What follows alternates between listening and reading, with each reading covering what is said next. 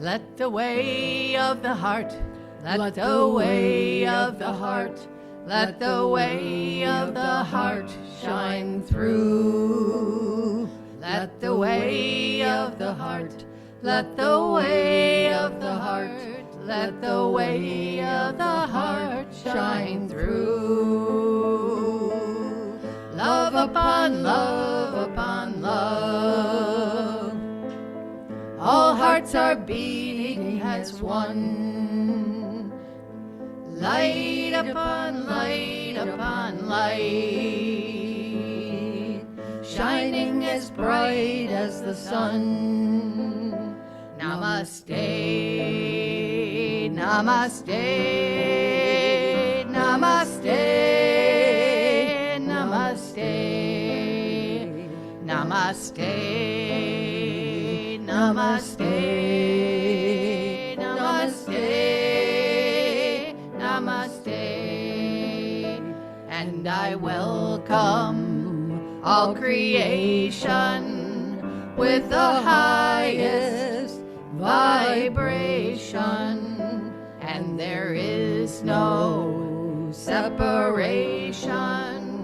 We are all one with creation. Namaste, namaste, namaste, namaste, namaste, namaste, namaste, namaste.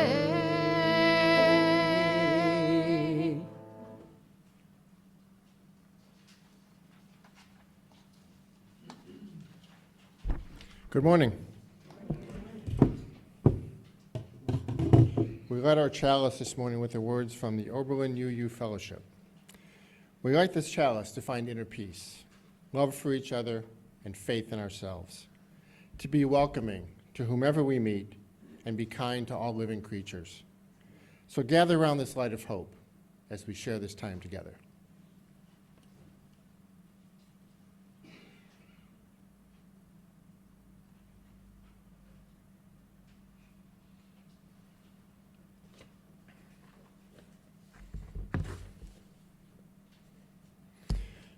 Welcome to the Unitarian Universalist Church of Utica. I'm Glenn Coyne, a member of the Worship Committee. If this is your first time here or your 101st time, we're glad you are here. If you carry the weight of a weary world on your shoulders, or you enter through the doors with a song in your heart and a skip in your step, we're glad you are here. If you are the loudest voice in the town square, or the subtle hand behind the scenes, we're glad you are here. If you have failed once or 1,000 times, we're glad you are here. If you sing like angels or mumble behind the hymnal, we are glad you are here. This community is what it is because of your presence. So welcome. Welcome into this space of love, support, justice, compassion, fellowship, and sharing. We are glad you are here. Our congregation acknowledges that our church stands on the ancient land of the Oneida Nation, one of the original nations of the Haudenosaunee. If you are new here today, we would love to get to know you and send you our newsletter. So there's a couple of these in the back. Please sign up and we'll stay in touch. Very brief introduction. Our speaker today is Dr. Stephen Wechsler, who has spent a career in chiropractic and holistic healing. He has a long journey to tell us about, which goes from right here in central New York to, oh, it's not there, to Egypt and India. Egypt, and India. So I don't want to give it away. We'll hear from Dr. Wechsler in just a few minutes. Jeff, I believe you have some announcements to make.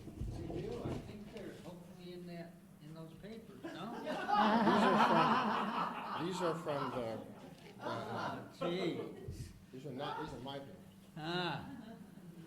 All right. Hey, talk among yourselves for a minute. This is a good start. Easy to follow. I'll just read off of my computer.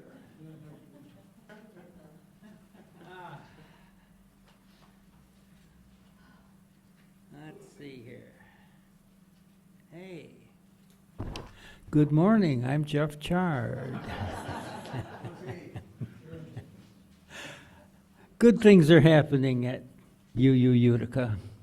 Reverend Janet Stemmer is settling in as our new pastoral minister, pastoral care. Folks have had visits from and meetings with and phone calls with Janet during the past 2 Fridays. You can schedule with Janet for this coming Friday, June 12th, and for folks who are otherwise occupied on weekdays, Janet's going to be available on Saturday, June 26th. It'll be in the newsletter. You can ask me again. Janet's email is in the newsletter. It's revjanetny at Gmail. You can ask me for that again. You can wait for the newsletter. But please reach out to Janet. It's sometimes it's just really great to have somebody to talk to and to have someone hear you. And Reverend Janet is a champion at doing that. Reverend Janet will also be our minister for our homecoming in-gathering in September. And just on that same vein, Reverend Randy Becker will be with us in December. Reverend Doug Taylor of UU Binghamton, another one of our favorite ministers, will do our UU Utica cluster service with all the other churches in January. And one last point, our favorite wandering monk, Brian Lotman, will be with us for the 3rd time. It'll be on August 9th. That'll be for a Sunday service, followed by a potluck, followed by a satsang. Satsang is the Sanskrit term derived from 2 roots. Sat meaning true, sangha meaning community. It can be translated as associating with good people, or simply being in the company of truth. Refers to the act of gathering. We'll hear more about that next Sunday. This is important. Our annual meeting follows the service, so get your coffee, get your snack, and if you're a member, please stick around and be part of the required quorum to vote on things like the budget for the next fiscal year. There are annual reports scattered around. There's also a link in this week's newsletter, last week's newsletter, or you can ask me to email you a PDF, and I will. I'll be here. The historic Trenton Falls painting has been cleaned and restored. Thanks to Sally Carmen, it now lives in the Oak Room. Looks amazing. Take a look.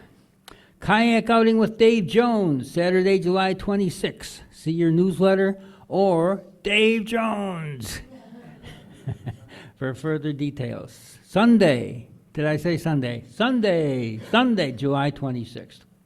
If enough folks want to have further discussion with Dr. Steve, or with just Steve, after the coffee hour, that can happen. We can have further discussion, and we will ask at the end of the service if people feel like staying around for that. Climate action. After the service, get your coffee, get your cookies, Oak Room, around 11:45 p.m., a.m. Is Mary McGurl here?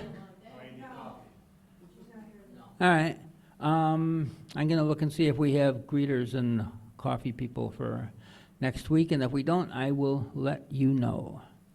I think that's it, I hope. Oh, Letty. Just a reminder that early voting starts next Saturday. Letty wants us all to know that early voting starts next Saturday. Okay? All right.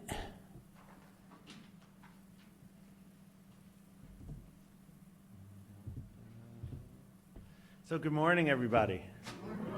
So it's a success already because we have satsang.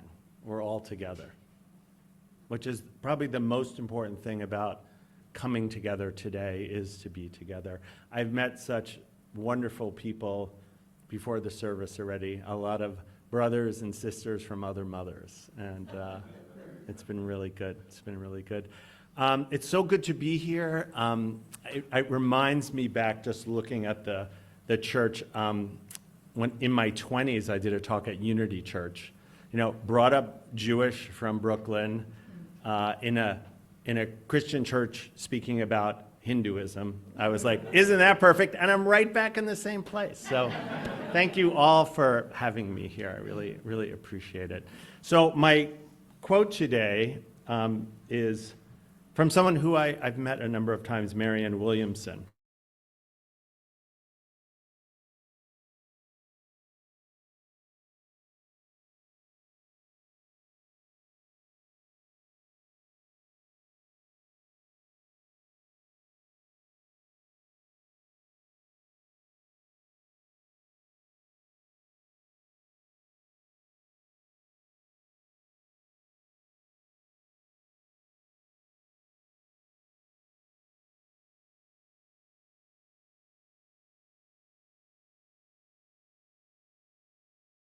Won't feel insecure around you. We are all meant to shine as children do. We were born to make manifest the glory of God that is within us. It's not just in some of us, it is in everyone. And as we let our light shine, we unconsciously give other people permission to do the same. As we are liberated from our own fear, our presence automatically liberates others. And that's Marianne Williamson from A Return to Love. Hymn time? So the first hymn will be 178, Raghupati, and if you can stand if you are able to join in. While the choir is assembling, I would like to mention we are doing verses 1 and 2. Verse 3 in the hymnals is actually a repeat of verse 1, so we'll just skip that. And the closing that's in the hymnal is the same as the first part, so it's not any different there either. And also, just so you have some context about this particular chant, a Hindi chant, was sung by Mahatma Gandhi every day as part of his ritual. And the words are lovely, and they recognize not only the Hindu gods, but they also in the second verse mention Allah. So this is an interfaith hymn because we're recognizing all is one.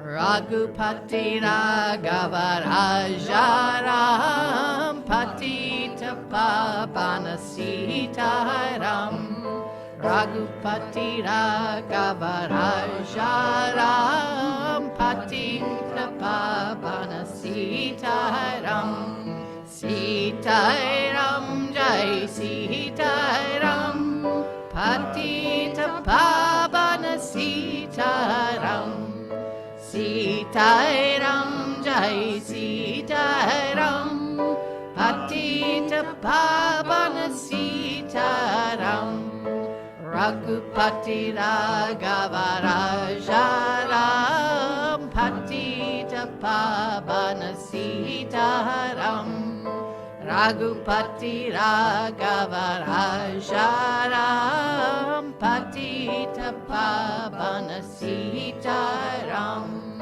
Ishwara Allah Tere Nam Sabko Sanmati De Bhagawan Ishwara Allah Tere Nam Sabko Sanmati De Bhagawan Raghupati Raghava Rajaram Patita Pavana Sitaram Raghupati Raghava Rajaram Patita Pavana Sitaram.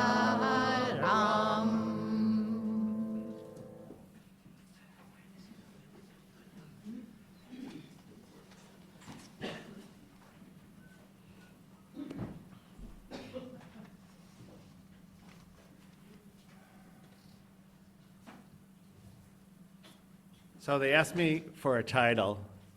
Number one, I'm not that scary. I noticed the front row is not filled. So you'll be okay. You'll be okay.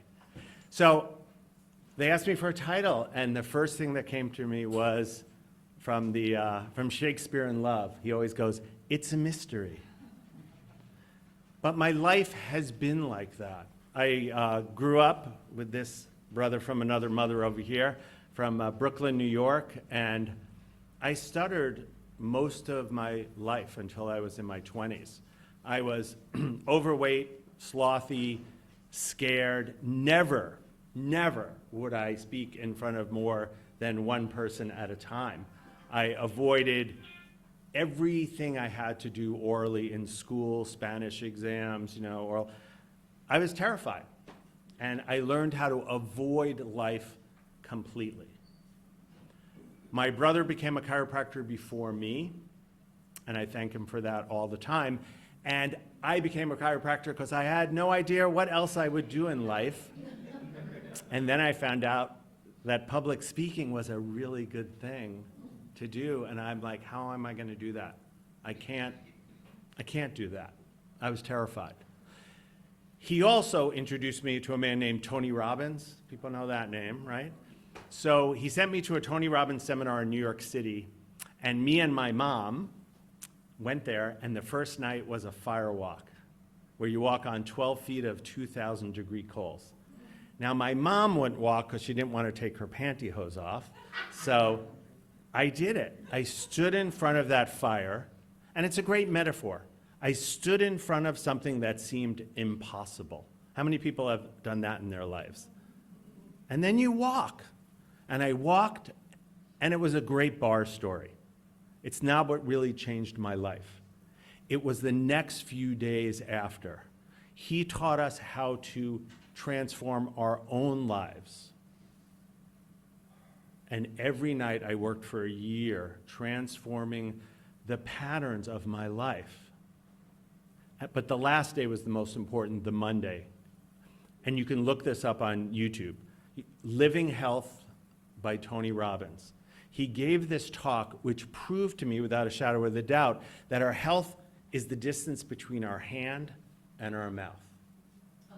Because nothing can enter your mouth without putting it inside. It's so funny that in India we eat with our hands. Digestion starts here.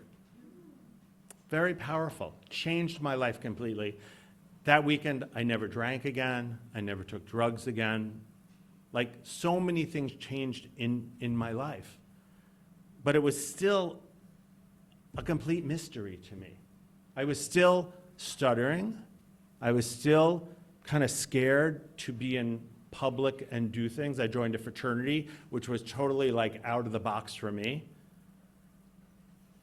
And I joined this fraternity, and I learned a few adjusting techniques really early on. And then I brought 5 friends to see Tony Robbins in Detroit. And during the break, this woman walked up to me and said, "My staff says that you're a chiropractor. My husband needs an adjustment. Can you adjust him?" And instead of saying, I'm just a first-year chiropractic student, and I don't know what I'm doing, I said, "Who's your husband?" And she points up to the stage. So, again, coincidences.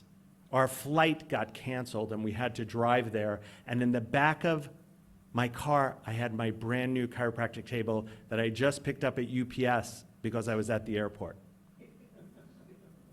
So after the fire walk, thank God we did that first, I ran to my car, I got the table, I brought the table upstairs to the room they said to meet them at, and I opened the box, and it was like IKEA in pieces with an Allen wrench. So frantically, now, this terrified me, putting things together. My brain didn't do things like that. But here I am, putting the table together, I'm cranking down the last nut on the table, and I hear them coming down the hall.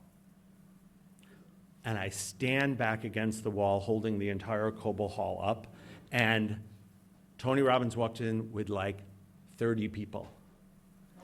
And he seized the table. Now, Tony Robbins, 6'7", 300 pounds, falls on the table, and it stood.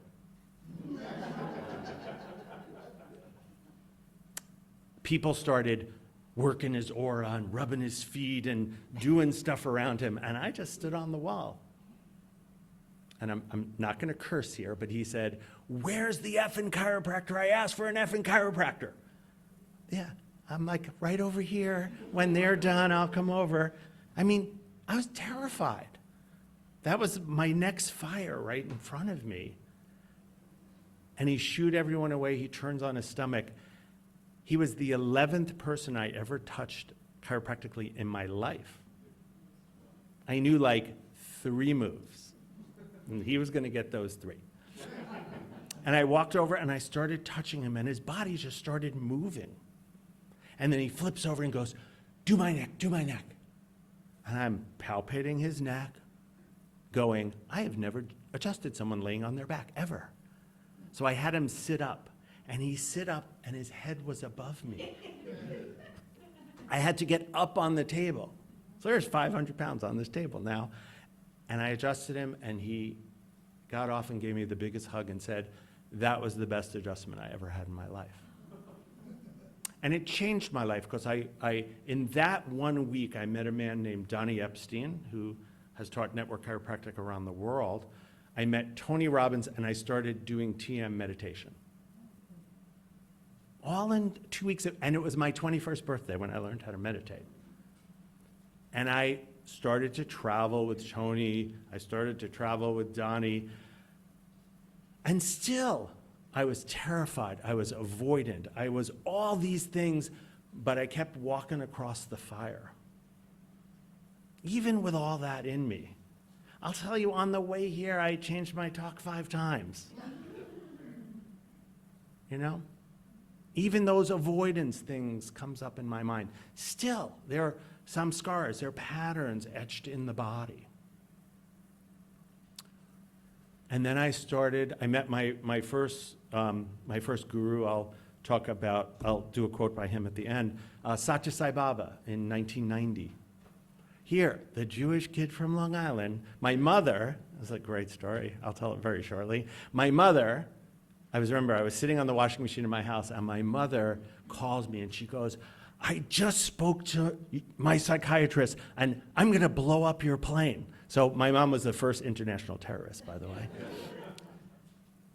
Again, my mother telling me not to go, the fire was there, I went to India. I've never really traveled out of the country except to England once with my mother to visit my sister there. Again, another fire in front of me. And it was the best thing. I became like a good person. I came there with my lust and my fear and my avoid, and I gave it all to him. To me, that he represented the highest being in my life, that I can just dump things on.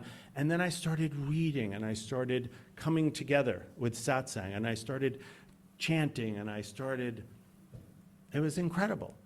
And then I moved from teacher to teacher. Saima, who is my teacher, she's actually coming right to Albany in July, end of July. I'll tell people about it after. I met my Ayurvedic teacher. I have some books about him in the back there for donation. And I got to travel around the world. Anyone recognize this? Yeah. How many people have been there? Pyramid of Giza. Yeah, a few people there. So I got to go to Egypt with my spiritual teacher, Saima, and we went on this it's called high-end journey. And in 8 days, we traveled like for 3 weeks. Like one of my friends said the only thing missing was sleep, because we did not sleep. 4 o'clock in the morning, we got up, got breakfast, went to the Pyramid of Giza by 6. No one was there except for us. We got to walk around the Pyramid of Giza. We got to walk around the Sphinx with just 80 people. It was incredible. And then that evening, we went back to the Pyramid of Giza.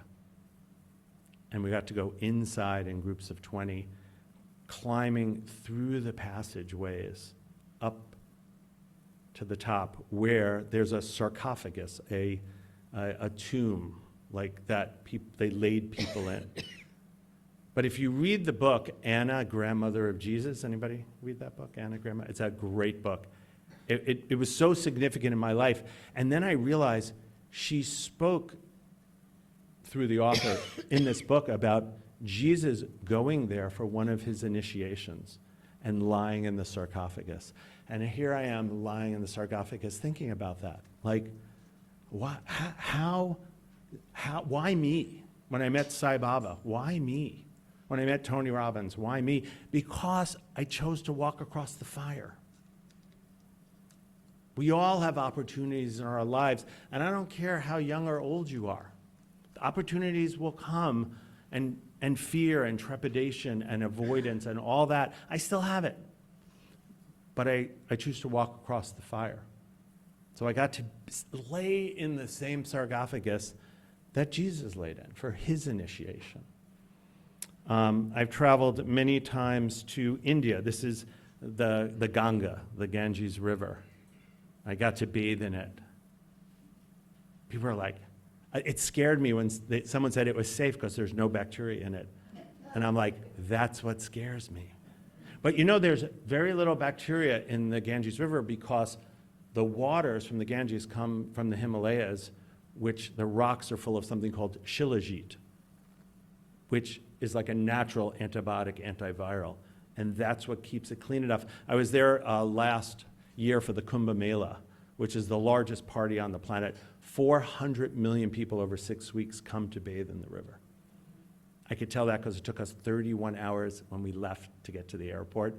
It was only 8 miles to the airport. Powerful. Taj Mahal.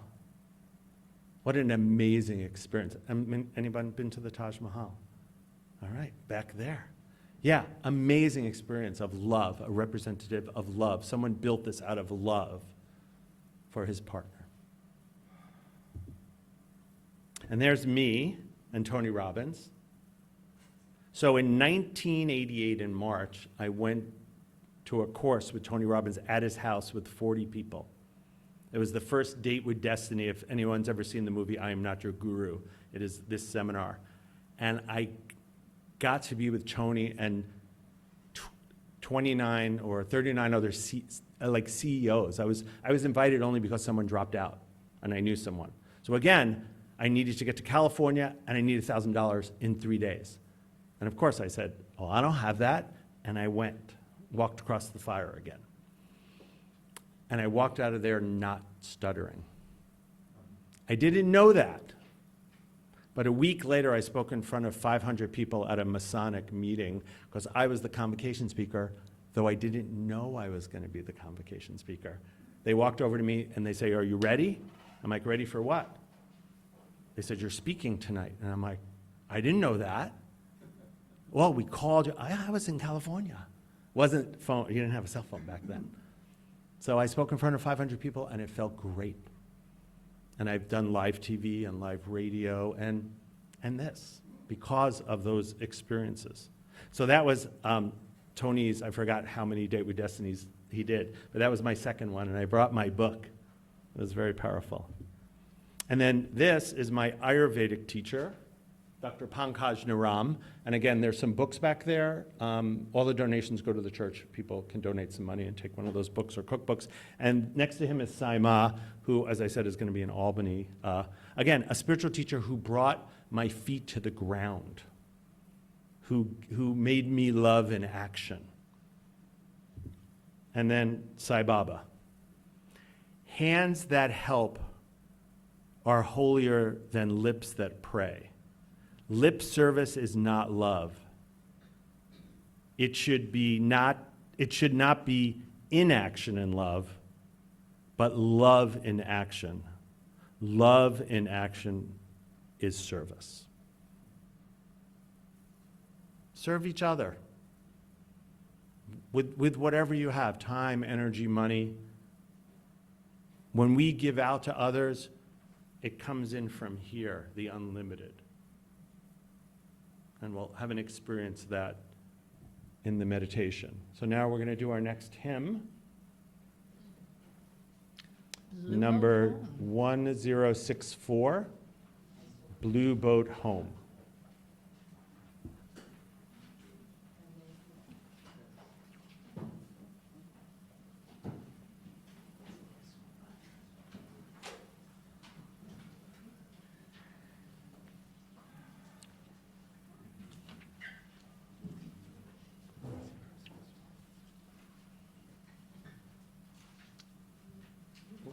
wrong Okay. book.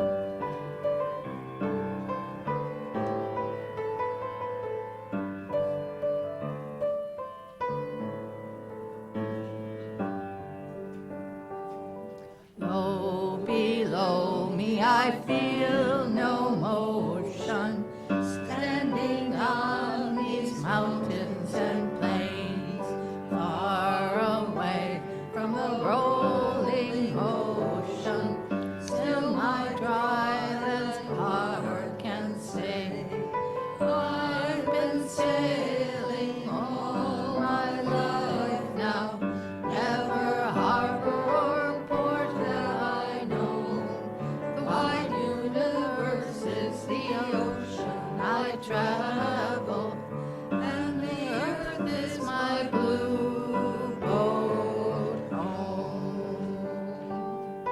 Sun, my sail, and moon, my rudder, as I ply the starry sea, leaning over the edge in wonder, casting questions into the deep, drifting here with my ship's companions, all we kindred pilgrim souls, making our way by the lights of the heavens in a beautiful blue boat home.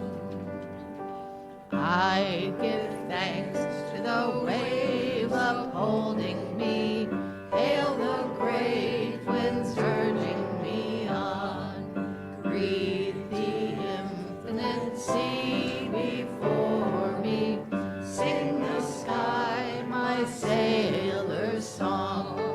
I was born upon the fathoms, never harbor or port have I known.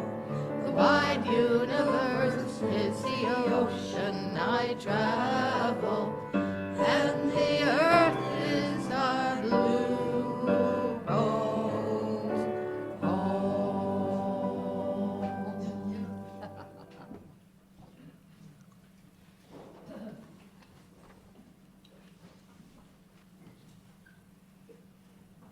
So let's put everything aside.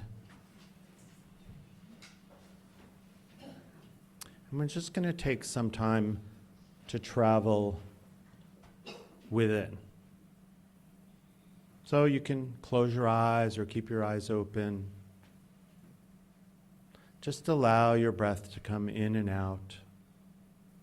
And just pay attention to it for a second.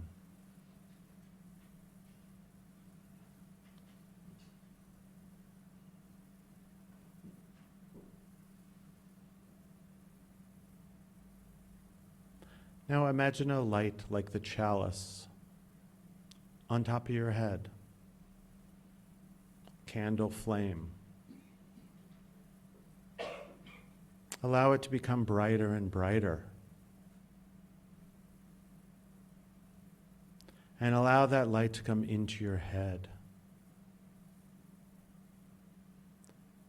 And allow that brightness to illumine the brain.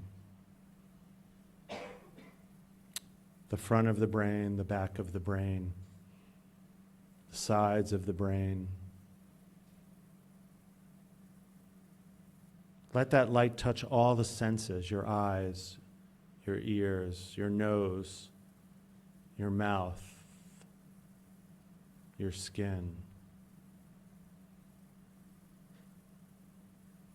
Allow that light to come down the neck, down the spine. Pushing light down all the nerves, down the arms, into the fingers. Just imagine light coming out of your fingers, hands to serve each other.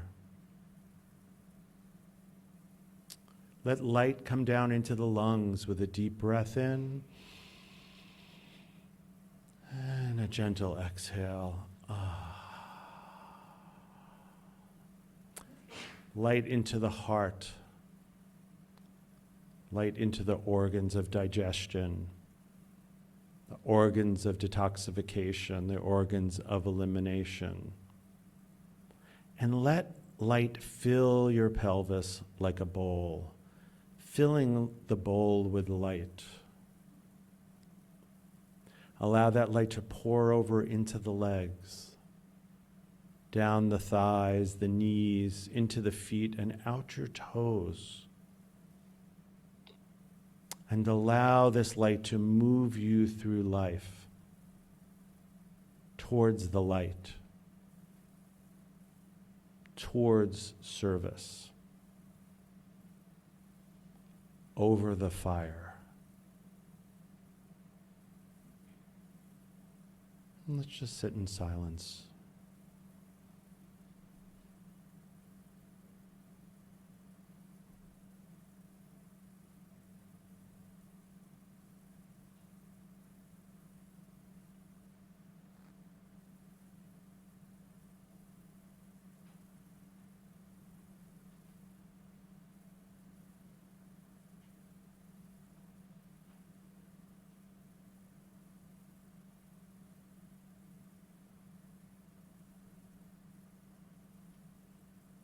And again, gently grab that light on top of your head and just let it flow into your head, down your neck, down your arms, through all the organs of your body, filling the pelvis, down your legs, into your feet, into the earth, deep into the center of the earth.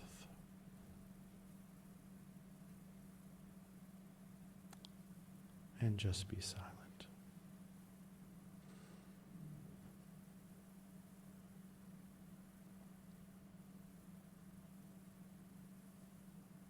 And with a deep breath, breathing in, light at the top of your head, and just allow the light to flow through your body with an out breath down into the center of the earth.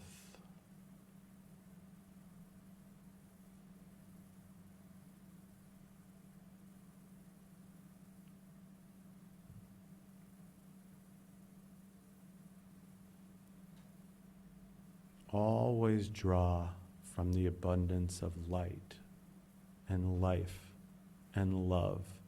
It is unlimited. Just let it come through you. And now we'll have the offering.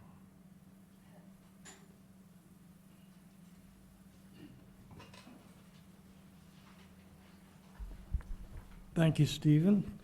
We are grateful today for all of life's experiences, people, teachers that turn us toward the light and hold us in the light, even when it is over hot coals at times that we have to travel. But we are so appreciative today for this community that is a place that turns us in that direction. I was talking with someone before the service about how toxic the world feels these days. But when we come here, we find good people that want to find each other and want to keep moving forward into that light. So we're here today together as that community, and we're also here to support one another and to support this community in its work for each other and for the larger community we're part of. So let us take the offering today in that spirit.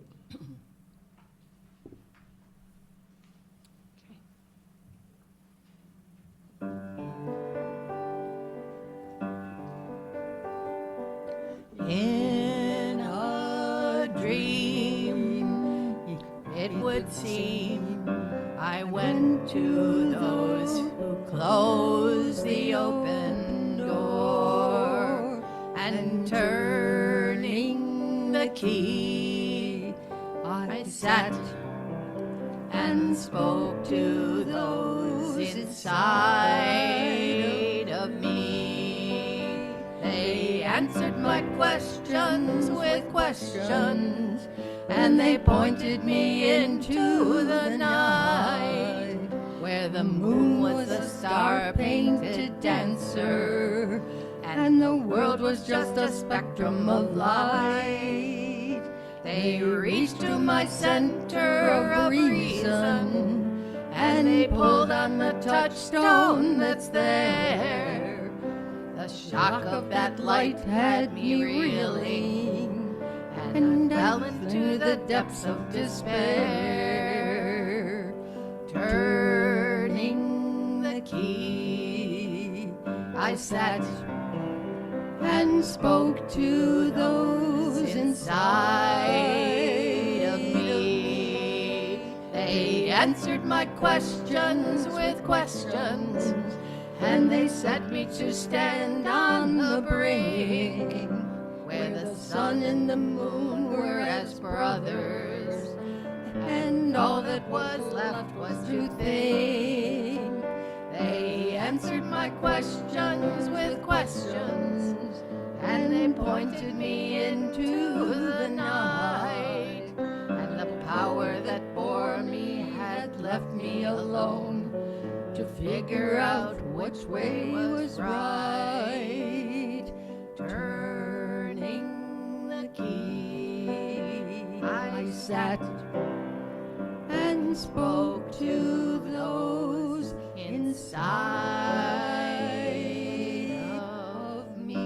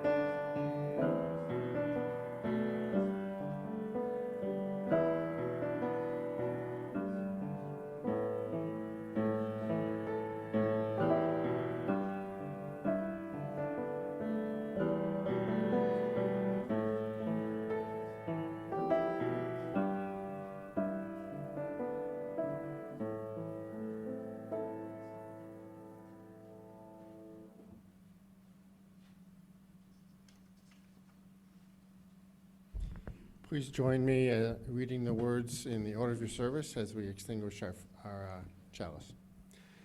We extinguish this flame, but not Not the light of truth, the warmth of community, or the or the fire of commitment. These we carry in our hearts until we meet again.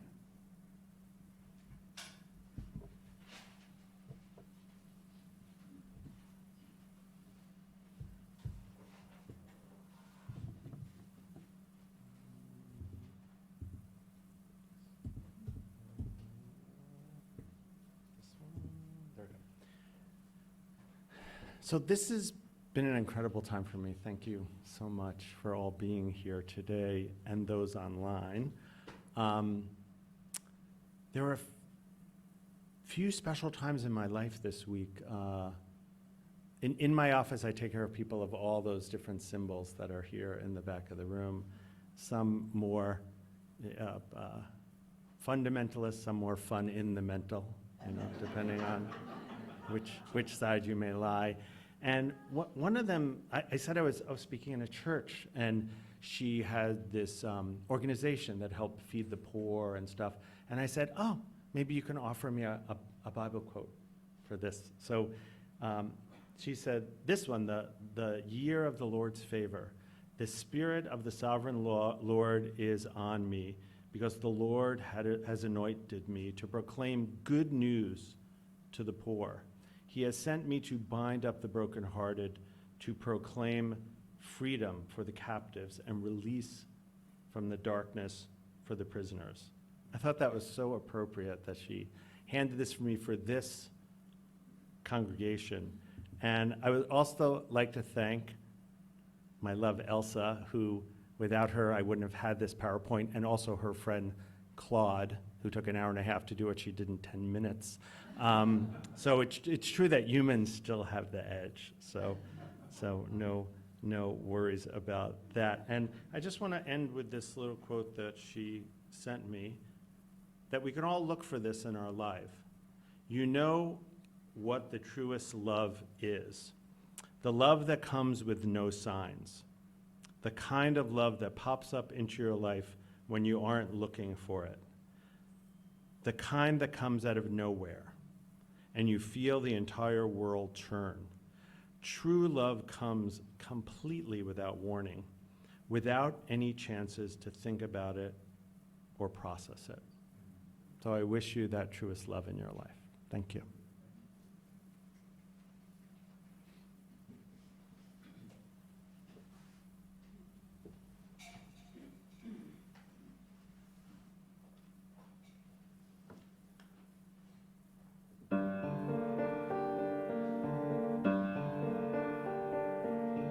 In this world of illusion, don't be fooled by reality.